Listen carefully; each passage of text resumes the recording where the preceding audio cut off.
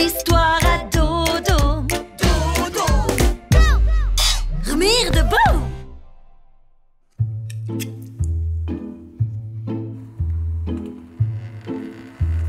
Bah, tu dors pas encore, Cyprien? Si, je dors là. Ah ouais, tu dors assis maintenant, Ouais. les yeux ouverts. Ah non, mais je t'ai pas dit. Ça tombe bien que t'arrives là. Histoire de dingue. Quoi? Les gens, dans mon lit, ils viennent manger, regarde. Ils mettent des miettes partout. T'y crois ça? Dans mon lit, les gens viennent. Mais non, mais t'inquiète pas, ça c'est le petit pousset. Mais oui, il fait toujours ça pour retrouver son chemin. Tiens, je suis sûre que si on suit la piste des miettes, on arrive direct chez lui. Eh bah oui. C'est ça, c'est le petit pousset, oui. Bien sûr, c'est lui, c'est le Bah petit évidemment. pousset. Bah oui, c'est pas moi, ça me Il fait fait les gens toujours disent ça. ça. Oui. C'est qui le petit pousset? Tu connais pas le petit pousset? Attends, je vais te raconter. Il était une fois un pauvre bûcheron et sa pauvre femme qui vivaient dans une pauvre maison. Les pauvres, mais alors, dans un pauvre état. Attends, c'est super triste. C'est pas une histoire qui fait faire des cauchemars, j'espère. Parce que moi, les cauchemars, ça me fait faire des cauchemars. Mais non, t'inquiète. Écoute la suite. Donc, en plus d'être pauvre, cette famille avait 7 fils. T'imagines? 7 fils, pas une seule fille. Surtout que tout le monde sait que les filles, c'est quand même franchement mieux que les garçons, quoi. Il y a des bas. Bref, un soir, alors que le bûcheron n'arrivait pas à dormir à cause des ronflements de sa femme, s'adressa à sa femme, qui n'arrivait pas à dormir à cause des ronflements de son mari. Il lui dit en chuchotant. Bon, j'ai profité de mon insomnie pour faire nos comptes et je me suis dit que 7 bouches à nourrir en moins, bon, ça serait toujours ça d'économiser. Bah oui, si on veut faire construire notre piscine dans le jardin avant l'été prochain, hein. Sinon, va falloir serrer un peu trop la ceinture. Alors, si on partait se promener en forêt avec les enfants et que on décidait de perdre des enfants comme ça par hasard dans la forêt, hein, c'est des choses qui arrivent. Enfin, c'était juste une idée comme ça. On n'est pas des monstres non plus. Hein. Donc, sa femme accepta la suggestion sans même attendre la fin, hein, bien consciente que l'été approchait à grands pas et qu'une piscine dans le jardin, c'est quand même... C'est super cool, c'est très bien. On est d'accord. Mais c'était sans compter que le plus jeune de leurs fils, le petit pousset, donc, était caché dans le tiroir à slip de son père. Ah, il est vraiment petit, le petit pousset, en fait. Ah oui, il est tout petit, quoi. Et du coup, il ne loupa pas une miette de la discussion. C'est fou, hein. Quand même, tout ce qu'on laisse sur mon lit, comme ça, n'importe quoi. Bah, tu sais quoi, regarde. Dorothée, je te donne tout ça. Tu peux manger. Tu te brosses les dents avant de te coucher, quand même, c'est mieux. Ouais, bah, tu sais quoi? Poubelle. Bref, le petit pousset, ayant entendu l'horrible stratagème de ses parents, sortit de la pièce sans faire de bruit et alla avertir ses frères. Hélas, personne ne le prit au sérieux. Ils se moquèrent de lui, riaient aux éclats. C'est parce qu'il est trop petit.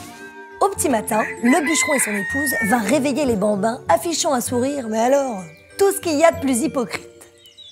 Les enfants, réveillez-vous. Papa et moi, on a une belle surprise pour vous. On vous emmène faire un tour dans la forêt. Soudain, le plus grand des garçons s'exclama. Le grand poussé. Quoi? Il s'appelait le grand poussé. Ouais, si tu veux. Ok, donc le grand pousset dit « Ah, c'est nul. Ouais, parce qu'il mue. Oui, bah oui, c'est un ado. Voilà. C'est nul la forêt, il y en a partout autour de la maison, la forêt, on peut pas plutôt aller faire du quad ou du paintball? La mère improvisa assez lamentablement. Mais si, mais là cette surprise est encore mieux. C'est mieux quoi, c'est mieux quoi? Les garçons d'un coup étaient exaltés. La mère dit, eh ben vous verrez, c'est une surprise, une belle surprise. J'appelle ça un abandon, moi. Ni une ni deux, les enfants se dépêchèrent de s'habiller, de se brosser les dents, d'aller faire quelque chose quelque part. Et en moins de temps qu'il en faut pour tirer la chasse, ils étaient lavés, coiffés et en tenue de randonneur. Le petit pousset, lui, restait sur ses gardes. Quelques instants plus tard, la petite famille s'enfonçait dans les tréfonds de l'épaisse forêt, chantant joyeusement quelques chansons du Moyen-Âge. Oh, Dja, y a pas moyen, Dja. On est au Moyen-Âge, tu dis ça. Ah, ouais, oui. il chantait ça. Sûrement. Bref, tandis que tous marchaient d'un bon pas, le petit pousset, lui, restait en retrait, dispersant derrière lui des tonnes de bonbons qu'il avait échangés un jour avec un copain à l'école contre une photo dédicacée des 7 nains. Il y avait Simplet sur la photo. Ben oui. Et donc... Il y avait Grincheux. Bah oui, évidemment. Bref, ils arrivèrent dans une immense clairière entourée de gigantesques arbres. Là, le bûcheron s'arrêta et dit à ses fils... Atchoum. Il dit pas Atchoum, mais est-ce qu'il y a Atchoum sur la photo aussi? Non Non mais Cyprien, si je te dis que c'est une photo dédicacée des 7 nains, c'est qu'il y avait les 7 nains sur la photo! Oui, c'est vrai, t'as raison. Désolé. Ok, Tu peux reprendre. merci. Le papa leur dit... Le papa leur dit. Voilà, voilà, bon, ben, on est arrivé, hein, voilà. Alors, votre maman et moi, on va vous laisser vous abandonner, voilà, vous laisser là gentiment, hein. Vous attendez que quelque chose de rigolo arrive, et pendant ce temps-là, nous, on va aller chercher le pique-nique à la maison. Allez, salut! Et le pauvre bûcheron détala avec sa pauvre femme en 4e pauvre vitesse, laissant là sur place ces pauvres bambins abandonnés. Les enfants restèrent debout sans rien faire, le temps que quelque chose de rigolo se passe. Au début, ils trépignaient d'impatience, hein, ça oui. Mais au bout de quelques heures, voyant que rien de drôle n'arrivait et que la nuit commençait à tomber, un des garçons, pas le plus petit ni le plus grand... Le moyen poussé. Le quoi? Entre les deux, c'est le moyen poussé. Ah, oui, bon, si tu veux. Donc, le moyen poussait, s'écria en larmes. Mais c'est complètement idiot! Pourquoi papa et maman sont partis chercher le pique-nique à la maison alors qu'il suffisait simplement de le prendre avec nous en partant? Pourquoi? Je comprends, je pense à la même chose, moi aussi. La panique gagna les autres frères, qui réalisèrent soudain qu'ils ne reverraient sans doute jamais leurs parents. Et qu'ils étaient paumés dans la forêt. Complètement paumés, ils se mirent à hurler, à crier, à se rouler par terre.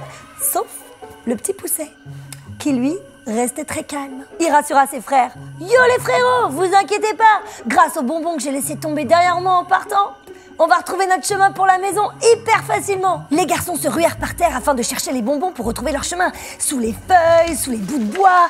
Mais rien, aucun bonbon. C'est bizarre ça, Cyprien. Pourquoi il n'y a aucun bonbon d'ailleurs? Normalement, ils sont censés les retrouver. Bah, je sais pas, moi j'en sais rien. Enfin, c'est pas mon histoire, je sais rien. Ah d'accord. Cyprien. C'est pas ma faute, c'est lui aussi, le petit poussé, il met des bonbons partout, je pouvais pas savoir qu'il en avait besoin pour rentrer chez lui. Il est fou, lui, il fait n'importe quoi, et faut pas petit poussé non plus.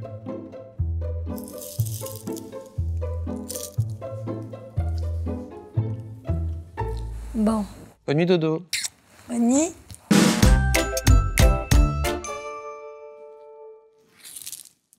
Oh yes. Oh, c'est trop bon. J'ai mal au ventre.